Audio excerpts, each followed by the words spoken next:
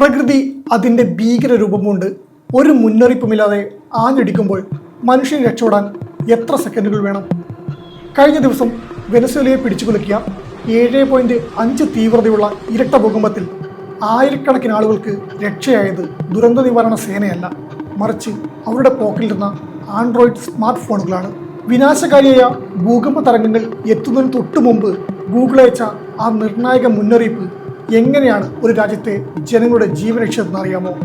നിങ്ങളുടെ കയ്യിലിരിക്കുന്ന ഫോണിനും ഇതിന് സാധിക്കും. ഈ ജീവൻ രക്ഷാ സെറ്റിംഗ്സ് എങ്ങനെ ഓൺ ചെയ്യാമെന്ന് വിശദമായി നോക്കാം.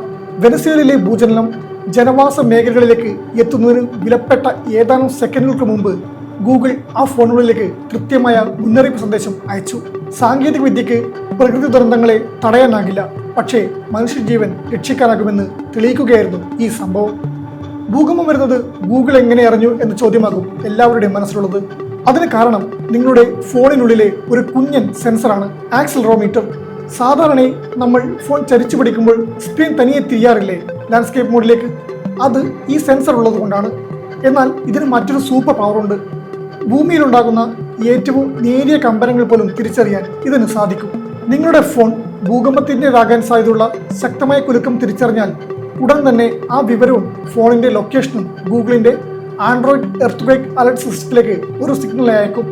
ഒരു ഫോൺ മാത്രമല്ല, ആ പ്രദേശത്തെ 100 കണക്കിന് ഫോണുകൾ ഒരേ സമയം സമാനമായ വൈബ്രേഷൻ സിഗ്നലുകൾ അയക്കുമ്പോൾ ഗൂഗിളിന്റെ സെർവറുകൾ അത് വിശകലനം ചെയ്യുകയും ഭൂകമ്പം ഉറപ്പിക്കുകയും ചെയ്യും.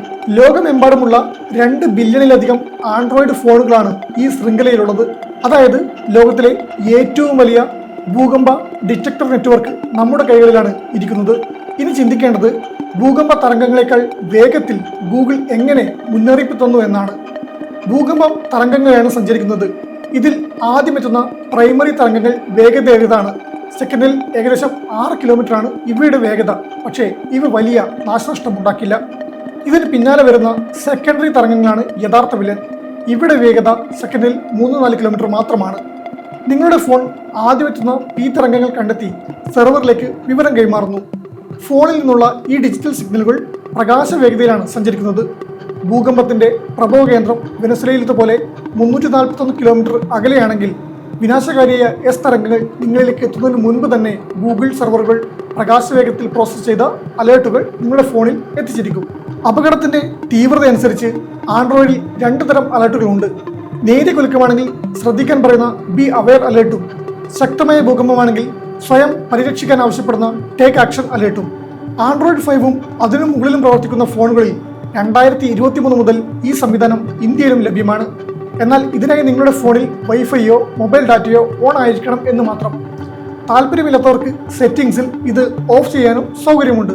കൂടാതെ ഇതേ മാതൃകയിൽ ഇന്ത്യൻ സർക്കാരും സെൽഫ് ബ്രോഡ്കാസ്റ്റിംഗ് വഴി പ്രകൃതി ദുരന്ത മുന്നറിയിപ്പുകൾ നമ്മുടെ ഫോണുകളിലേക്ക് ടെസ്റ്റ് റൺ നടത്തുന്നുണ്ട്. വെനസ്വേലയിലെ അനുഭവം ഭൂകമ്പങ്ങൾക്ക് അപ്പുറത്തേക്ക് വലിയ പ്രാധാന്യമുള്ളതാണെന്നാണ് വിദഗ്ധർ വിശ്വസിക്കുന്നത്. ദുരന്ത പ്രതിരോധം ശക്തമാക്കുന്നതിനും സമൂഹത്തിന്റെ അതിജീവനശേഷി മെച്ചപ്പെടുത്തുന്നതിനും സാങ്കേതിക വിദ്യക്ക് എങ്ങനെ സാധിക്കുമെന്നാണ് ഈ സംഭവം വ്യക്തമാക്കുന്നുണ്ടെന്ന് എൻവിറോ കെയർ ഫൗണ്ടേഷൻ സഹസ്ഥാപകൻ ക്രിസ് പന്തരി പറഞ്ഞു. ഭൂകമ്പങ്ങൾ മുൻകൂട്ടി പ്രവചിക്കുക അസാധ്യമാണെങ്കിലും സാങ്കേതിക വിദ്യ ഉപയോഗിച്ച് അവ ഉടനടി കണ്ടെത്താനും പരിക്കുകളും മരണങ്ങളും ഒഴിവാക്കുന്നതിനായി ആ വിവരം എത്രയും വേഗം ജനങ്ങളിലേക്ക് എത്തിക്കാനും സാധിക്കുമെന്നാണ് അദ്ദേഹം പറയുന്നത്.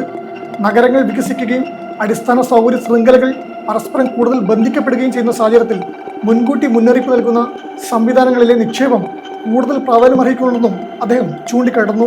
സ്മാർട്ട് ഫോണുകളുടെ വ്യാപകമായ ഉപയോഗം അടിയന്തര ഘട്ടങ്ങളിൽ സുപ്രധാന സുരക്ഷാ വിവരങ്ങൾ നേരിട്ട് പൗരന്മാരിലേക്ക് എത്തിക്കുന്നതിനുള്ള ശക്തമായ ഒരു മാർഗമായി മാറുന്നുണ്ടെന്നും അദ്ദേഹം കൂട്ടിച്ചേർത്തു. കാലാവസ്ഥാ വ്യതിയാനത്തിന്റെ പശ്ചാത്തലത്തിൽ മാത്രം അതിജീവനശേഷിയായി നോക്കിക്കാണരുതെന്നും ഭൂകമ്പങ്ങൾ, പ്രളയങ്ങൾ, കൊടുങ്കാറ്റുകൾ, കടുത്ത ഉഷ്ണതരംഗങ്ങൾ എന്നിവ ഉൾപ്പെടെയുള്ള വിവിധതരം പ്രകൃതി ദുരന്തങ്ങളെ നേരിടാൻ ജനങ്ങൾ സജ്ജരാകേണ്ടതുണ്ടെന്നും അദ്ദേഹം പറയുന്നു.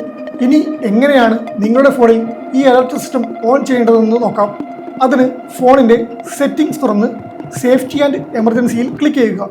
ഇതിൽ എർത്ത്ക്വേക്ക് അലേർട്സ് എന്ന ഓപ്ഷൻ എടുത്ത് അത് ഓൺ ആണെന്ന് ഉറപ്പുവരുത്തിയാൽ മാത്രം മതി. ആഗോളതലത്തിൽ പ്രകൃതി ദുരന്തങ്ങളും കാലാവസ്ഥാ വ്യതിയാനങ്ങളും വലിയ വെല്ലുവിളിയാക്കുന്ന ഈ കാലഘട്ടത്തിൽ സാങ്കേതിക വിദ്യയും മനുഷ്യനും തമ്മിലുള്ള ഈ കൂട്ടായ്മയ്ക്ക് വലിയ പ്രസക്തിയുണ്ട്. വെനസ്വേലയിലെ ആളുകൾക്ക് ലഭിച്ച ആ ഏതാനും സെക്കൻഡുകൾ കേവലം ഒരു സമയമല്ല, മറിച്ച് ജീവനിലേക്കുള്ള ദൂരമായിരുന്നു. ദുരന്തങ്ങളെ പൂർണ്ണമായി തടയാൻ നമുക്കാവില്ലെങ്കിലും കണക്റ്റഡ് ഡിവൈസുകളും റിയൽ ടൈം ഡാറ്റയും ഉപയോഗിച്ച് ദുരന്തങ്ങളുടെ ആഘാതം കുറയ്ക്കാനും ജീവനുകൾ കാക്കാനും നമുക്ക് സാധിക്കും. വരും നാളുകളിൽ പ്രകൃതി ദുരന്തങ്ങളെ നേരിടാൻ സാങ്കേതികവിദ്യ മനുഷ്യന്റെ ഏറ്റവും വലിയ കവചമായി മാറുന്നതിൽ സംശയമില്ല. Stay safe, stay connected.